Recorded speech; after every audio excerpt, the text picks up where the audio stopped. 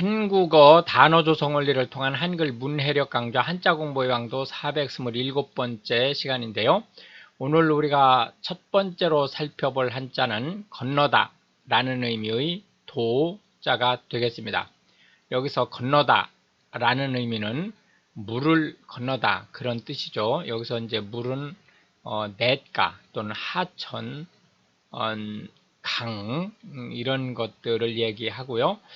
바다를 건너다 라고 하면 해외로 이민을 가거나 또는 유학을 하거나 이런 것들을 의미할 수 있습니다. 여기서 조심해야 될 것은 도망가다, 도주하다 할 때의 이 도자는 여기에 해당되지 않는다 라는 점 염두에다 두고 보시면 되겠습니다. 하나, 둘, 셋, 넷, 다섯, 여섯, 일곱, 여덟, 아홉, 열, 열하나, 열둘 해서 총 12획에 해당하는 한자가 되겠습니다. 그래서 물을 건너가다 라는 의미의 도자를 살펴보고 있습니다. 도미 하면 미국으로 건너가다 그런 뜻을 가지고 있고요. 양도라고 하는 것은 어떤 물건이나 권리를 넘겨주는 것을 얘기합니다.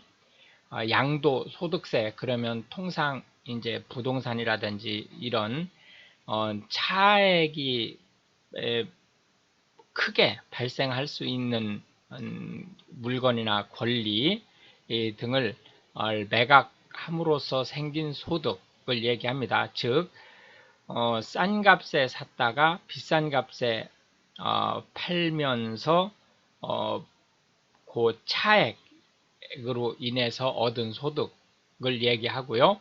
그 양도소득에 대해서 과세하는 것을 양도소득세 이렇게 얘기한다고 보시면 되겠습니다.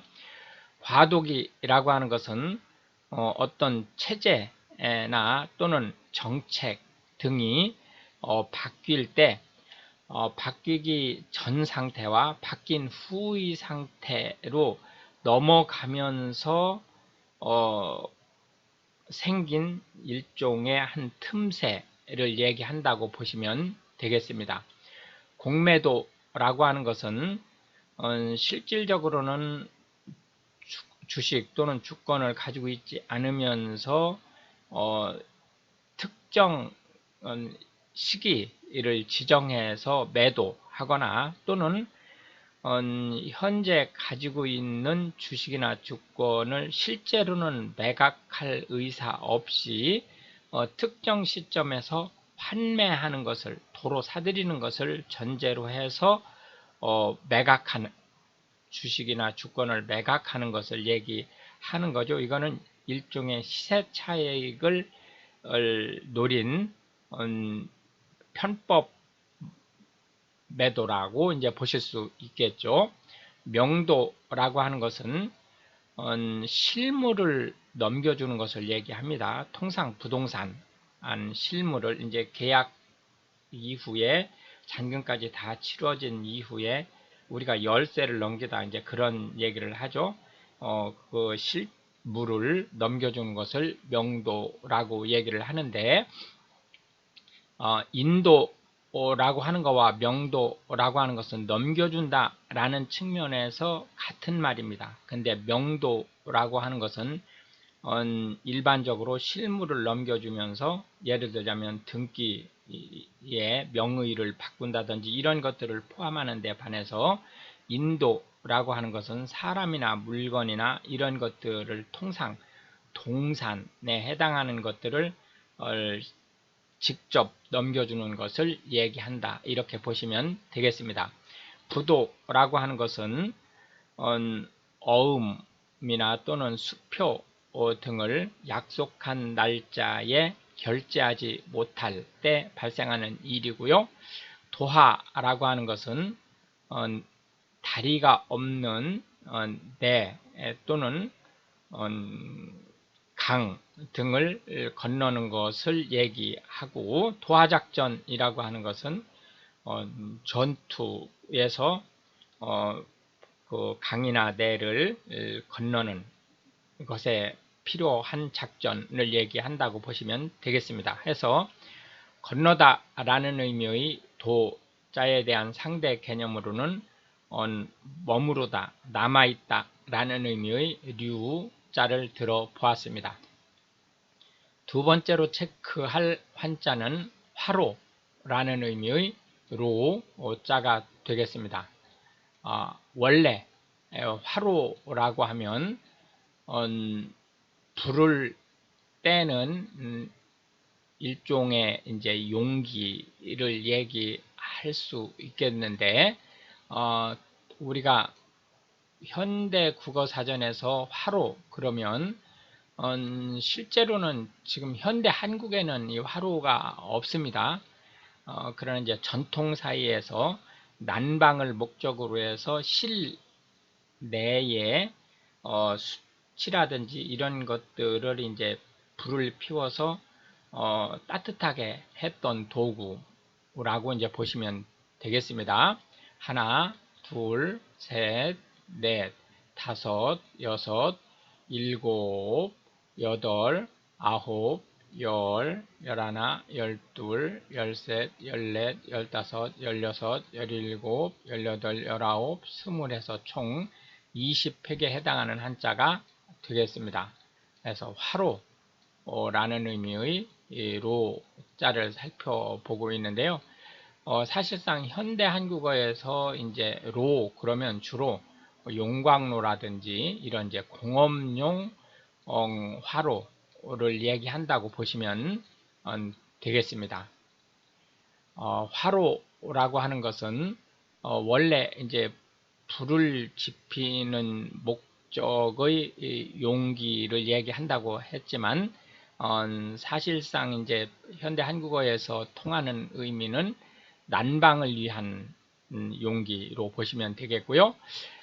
결국 화로는 난로와 같은 역할을 합니다. 난로라는 것이 이제 특히 실내에서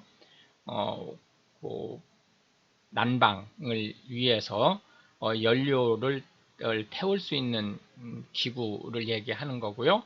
벽난로라고 하는 것은 주로 이제 장작을 떼기 위해서 건축을 할 때 아예 붙박이로 만든 난로를 얘기합니다.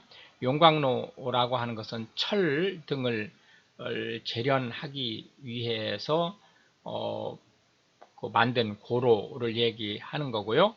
고로라고 하는 것은 고온으로 불을 지펴서 쇠 등을 녹일 수 있는 것을 얘기합니다. 원자로라고 하는 것은 특히 이제 원자력 발전을 위해서 이제 플루토늄이라든지 이러한 그 물리적으로 이제 원자력을 낼 수 있는 그런 물질을 태우는 그러한 그 용기를 얘기한다고 보시면 되겠고, 신선로라고 하는 것은 신선히 먹는 음식이라고 하는 사전적 의미를 가지고 있죠. 이런 그 용도로 쓰는, 그러니까 음식을 상 위에서, 통상적으로 음식은 이제 주방에서 만드는데, 신선로는 재료를 다듬는다든지 하는 것은 주방에서 하지만 직접 이제 음식을 만드는 것은 테이블 위에서 할 수 있도록 한 것으로 이제 채소라든지 또는 고기라든지 이런 것들을 함께 섞어서 국물을 낼 수 있도록 만든 그러한, 사실은 이게 이제 그 주방 그릇이지만 실제 그 용도는 조리용 용도로 쓰고 있는 용기를 얘기한다고 보시면 되겠고요. 향로라고 하는 것은 제사 지낼 때 향을 피우기 위한 화로를 얘기합니다. 풍로라고 하는 것은 뭐 왕겨라든지 이런 이제 특별한 소재의 연료를 태울 때 산소 공급을 원활하게 하기 위해서 바람을 불어넣을 수 있도록 만든 일종의 통풍 장치라고 보시면 되겠습니다. 해서 화로라는 의미의 로자에 대한 상대 개념으로는 화로는 곧 이제 불꽃을 일으키는 용기이기 때문에 그 불꽃이라는 의미의 염자를 들어 보았습니다. 마지막 세 번째로 체크할 한자는 사이 좋다라는 의미의 목자를 살펴보도록 하겠습니다. 목자는 사이가 좋다라는 의미를 가지고 있다, 이렇게 보시면 되겠습니다. 사이 좋다라는 의미의 목자는 하나, 둘, 셋, 넷, 다섯, 여섯, 일곱, 여덟, 아홉, 열, 열하나, 열둘, 열셋 해서 총 13획에 해당하는 한자가 되겠습니다.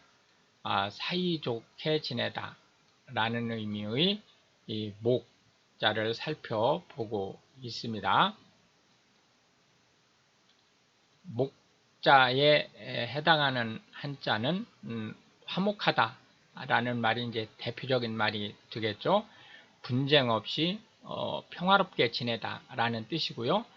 돈독하다는, 화목하다와 돈독하다는 사실은 이제 같은 의미를 가지고 있지만 돈독하다가 훨씬 더 가까운 사이를 표합니다. 허물없는 사이라는 의미로 돈독하다, 그러니까 사이가 아주 두껍다라는 뜻이죠. 친목이라고 하는 것은 아주 친한 사이 또는 친한 관계를 얘기하고요. 친목단체라고 하는 것은 친목을 도모하기 위해서 만든 단체 또는 친목을 유지하기 위해서 만든 단체, 이런 것들을 얘기하는데 한국 사회는 친목단체가 대단히 많습니다. 현대 사회에도 친목단체는 대단히 많이 결성되어 있죠. 일종의 우리가 동호회라고 이름 붙은 것은 모두 친목단체로 보아도 무방합니다. 사실상 이제 이 친목단체는 이제 뭐라 그럴까, 어떤 꼭 겉으로 드러나는 것이 친목을 도모하기 위한 것뿐만이 아니고 뭐 운동을 한다든지 뭐 이런 이제 목적으로 이제 드러날 수 있지만 실제 그 내부적으로는 친목을 유지하기 위한 단체라고 하는 것을 이제 알 수 있는데요. 여기서 친목단체가 갖는 특징은 경제적인 어떤 이득을 취한다든지 또는 정치적인 어떤 목적을 수행하기 위해서 결성된다든지 할 때는 우리가 통상적으로 친목단체라는 말을 붙이지 않습니다. 친목계라고 하는 것은 친목단체의 일종이라고 보실 수 있죠. 경제적으로 서로 객출해서 순번을 정해 가지고 일종의 이제 목돈을 만드는 그러한 그 행위라고 볼 수 있는데요.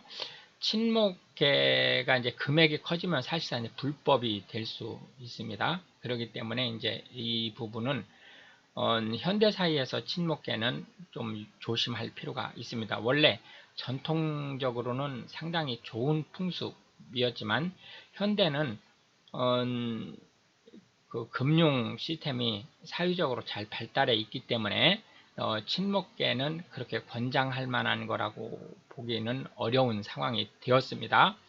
화목제라고 하는 것은 기독교에서 하나님에 대한 감사의 표시로 제사를 드리는 또는 제물을 드리는 것을 얘기한다, 이렇게 이제 보시면 되겠는데요. 기독교라기보다는 이제 유대교라고 보셔야 되겠죠. 해서 이제 화목하다라는 의미의 목자에 대한 상대 개념으로는 다투다 라는 의미의 분자를 들어 보았습니다. 이렇게 해서 이제 오늘도 우리는 세 개의 한자와 각 한자에 대해서 자주 쓰이고 있는 현대 한국어 단어 9개씩 및 그 상대 개념의 한자 하나를 살펴보았는데요. 이것이 한글 문해력 향상에 도움이 되고 특히 외국인으로서 한국어를 배우시는 분들한테 한글 단어 조성 및 그 파생 원리에 대해서 폭넓은 이해를 하실 수 있게 되기를 바라겠습니다. 시청해 주셔서 감사하고 우크라이나를 위해 기도해 주시면 더욱 감사하겠습니다.